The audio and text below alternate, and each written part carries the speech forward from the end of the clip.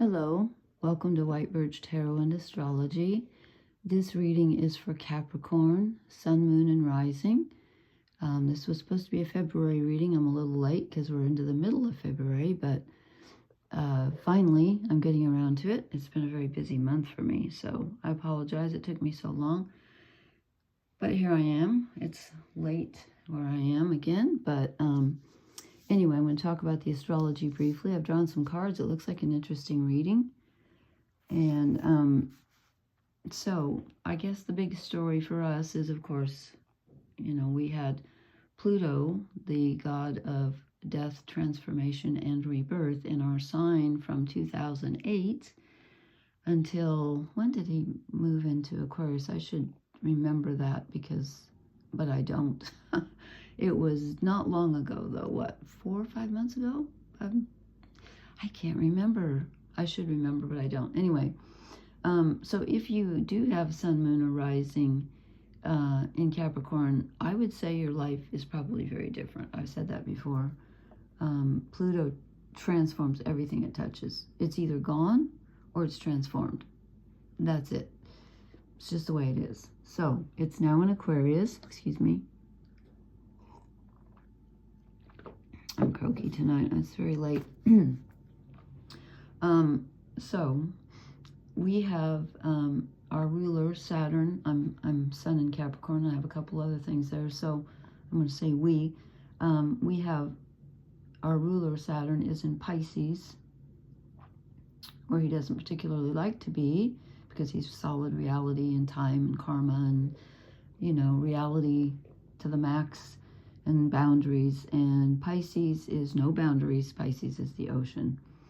And Saturn has been there for a while, and I just checked, and he moves out into Aries on May 25th. I think that's going to lighten our load tremendously. This is very karmic for Saturn to be in Pisces, especially when Neptune, the ruler of Pisces, is there also. Neptune is at 28 degrees, and right now Saturn is, when I printed out this chart a couple days ago, was at 18. I didn't check tonight, but that's close. So things will lighten up, I think, in the spring or around May time. And also we have had Mars going retrograde through Cancer, which is opposite Capricorn, for a while. And I just checked, and Mars will move out of, actually, Mars goes direct on February 24th, which is great. But that means that he's at 17 degrees now. That means he's going to move from 17 through 29 degrees of Cancer. So if you have anything at the end degrees of Capricorn, Mars will be opposite you, but at least it'll be direct. On February 24th, he goes direct. And then he gets out of Cancer on April 19th, approximately, and enters Leo. I think that's going to be, I think we've been feeling very stifled by that Mars retrograde opposite us. And also just having Mars opposite us in the first place is like banging your head against a wall and you can't get anything done. And boy, I've been feeling that. So I think things are going to, come April and May, I think we're going to feel a sense of lightness and freedom. So anyway, for us, I have drawn the Wildwood Tarot. I do not have the book. I didn't get the book. I don't know why, but perhaps it was one of those online things. I don't know. I tried to find it tonight and I couldn't find it. So these meanings are a bit different, but I think I get the gist of it. So I did the Cross of Truth. First of all, let me start with the overall energy. This is equivalent to the Tower, the Blasted Oak, as you can tell. I think this is a direct result of Pluto having gone through our sign for 8 years. Now let me see, what aspect are we? Uranus is in Taurus. That's trining us. So actually we're in good aspect to Uranus, which is sudden change. We're not in very good aspect, though, with Jupiter, the god of higher thinking and philosophy and spirituality. That's in Gemini, and that's giving us an uncomfortable aspect at 11 degrees of Gemini. So if you have anything around 11 degrees of Capricorn, give or take 3 degrees either direction, then communication, communication, but also higher thinking, like your spiritual beliefs. Spiritually, you might be feeling a little bereft right now, like you can't connect. I didn't check to see how long Jupiter's going to be in Gemini, but anyway, he's been there a while. So this is a result, I think, of us having gone through the period of time with Pluto, just like coming through and just going bam, you know, I think. And also, frankly, with us trining, which is, again, a positive aspect, Uranus, but remember the trine is like the open pipeline. So sudden changes just come through. And change is not something that Capricorn likes, frankly. We're not a fixed sign, we're a cardinal sign, we're leaders. But we're Earth, and we don't like surprises. We don't like sudden changes. Okay, so that happened to us. So you might be dealing with some sudden things that keep happening. Hopefully they'll calm down now that Pluto's out of our sign. Okay, this is us. The energy is the page of this bows or wands. And again, I don't have the book, but I know what the page of wands is. So this is a beginner's energy. This reminds me of the Fool because of the cliff and him standing on the log and everything. Sorry, I apologize for my voice. I'm really, really tired, but I just wanted to do this. I think this is us finally getting the desire. Finally, things are opening up and we get to start something new. Now, as I said, Mars is retrograde opposite us, but Mars goes direct on the 24th of February. That's going to begin loosening things up. And then April 19th, when Mars moves out of Cancer, is really going to open up. So the beginning, the stirring of something, you're like, okay, I'm ready for an adventure, but you're just in the planning stage right now. Then I said, what do we need to let go of? And I get the Knight of Vessels, which is like the Knight of Cups. Now, I think, first of all, this is emotional. Cups are emotions. I think we're hanging on to emotions that we need to get rid of. And also, I'm getting a very strong feeling that this eel, I've never seen an eel, is swimming in the wrong direction. Here's the clearing. Here's the light. Here's the open space. Here's freedom. And this eel's almost like he's stuck in the, you know how you get these little tide pools around rocks and stuff. I'm feeling like there's a refusal to let go, and it's an emotional thing. It's some kind of emotion. Is it fear? Is it sadness? Is it grief? Is it, I don't know. There's some kind of an emotional situation or feeling that we are reluctant to let go of. So then I asked, what do we need to move toward? And I get another Knight, and Knights are one step up from the page. So this is a kind of beginner, but not total beginner. I get the Knight of Arrows, which is the Knight of Swords, Hawk. Okay, this is about prospecting. Arrows and swords are about thinking. So this is planning.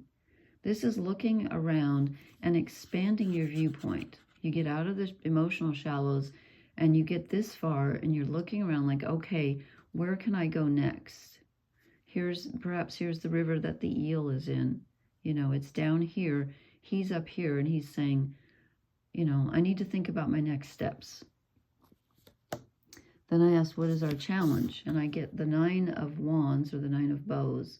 Now, this is different from the other decks. I'm not quite sure, but he looks to me like he's being very defensive. And it says respect. I think this is us. I'm going to say this is us defending our territory and our boundaries. And also I feel like it's respecting our inner strength, that we're being a little bit too hesitant and we're not going for it. We need to, though. It's time to get ready to move. Things are finally opening up.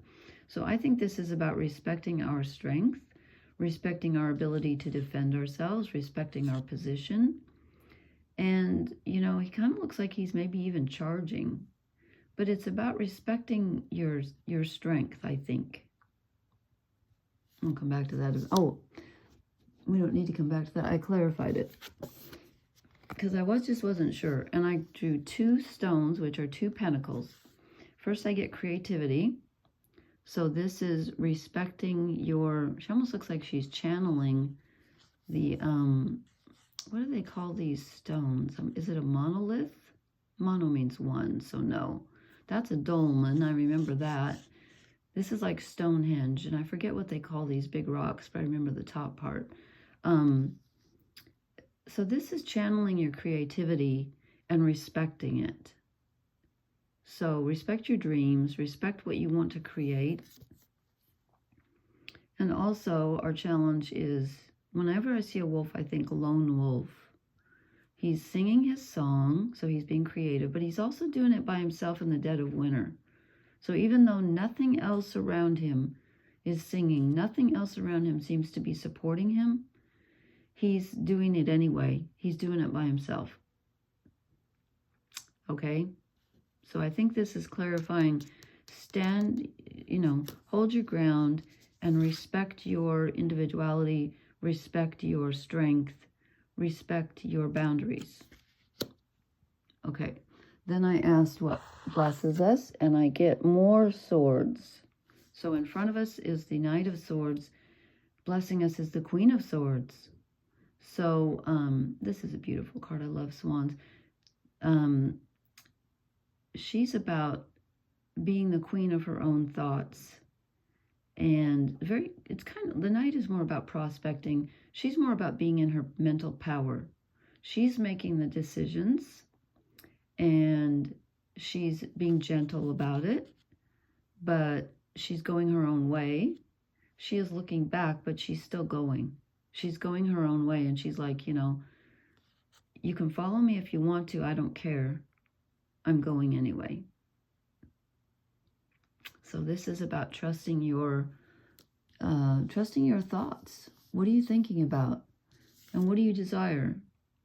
Time to think about, plan about what you want, where to go next, because we're getting ready to move, finally. We've been stuck for a while. Then I do 3 shadow cards. What are we not seeing? What do we need to let go of? 6 of Pentacles. I think I'm getting a very strong feeling from this for us that we have been over-giving. We're giving pearls of wisdom to people that are not quite mature enough to accept them. I think this is not a fair trade. I'm feeling like, normally this is the card of giving and receiving. I'm feeling like we've been giving, and we haven't been receiving. That's what I get from this. We're also not seeing the High Priestess within, which is kind of similar to in a way, the Queen of Swords. Not exactly, because the High Priestess is very powerful. She's the number 2 card in the whole Major Arcana. And she's about the inner goddess, the strength, the feminine energy, trusting your intuition at a very deep level, and confronting your shadows and being okay with them and being able to move forward in spite of them. We're not seeing how strong we've grown from that Pluto. She's in the underworld. Normally in the cards, she's Persephone. She's in the underworld. And Pluto's the god of the underworld. And he, like I said, he was in our sign for 8 years. So we're not seeing how much we've learned on a very deep inner level. And we're not trusting our intuition. And we need to. Okay, and this is very similar. We're also not seeing how we've blinded ourselves, how we're secluding ourselves, isolating ourselves, stopping ourselves. We're blind to what we've learned, to what we've gained. We're blind to our own strength. We're blind to a lot right now. But this is I keep wanting to call it a Band-Aid. I can't think of what do you call those? A blindfold. There you go. Thank you. A blindfold. She's not seeing that she can remove the blindfold. In fact, she may have been the one who put it on. But it comes off, and she just has to take it off. We're not seeing that we're blinding ourselves. There's something right in front of us we're not seeing, and we're limiting ourselves. I feel that very strongly. Okay, then I drew one oracle card, and I got Yang. This is us moving into our masculine energy. Capricorn is a feminine sign, even though we're ruled by Saturn, who is a masculine planet, which I don't quite understand how that works, but it does. But this is time for us to move into our authoritarian, no, that's the wrong word, into our personal authority, into our creative. Yang is very creative. In fact, that's the key word, in the actual definitions for yin and yang are not feminine, masculine, they're receptive, creative. So this is our creative energy, and we got creativity down here with the Three of Stones, Three of Pentacles. It's time for us to be creative. And when I say creative, I mean creative in an artistic way, maybe, but also creative in our life way, and also to create the life that we want, to create our own reality. This is very strong in this reading. It's time. We've been stagnant long enough, and we have been stagnant for a while. And again, this Mars retrograde opposite us isn't doing us any good.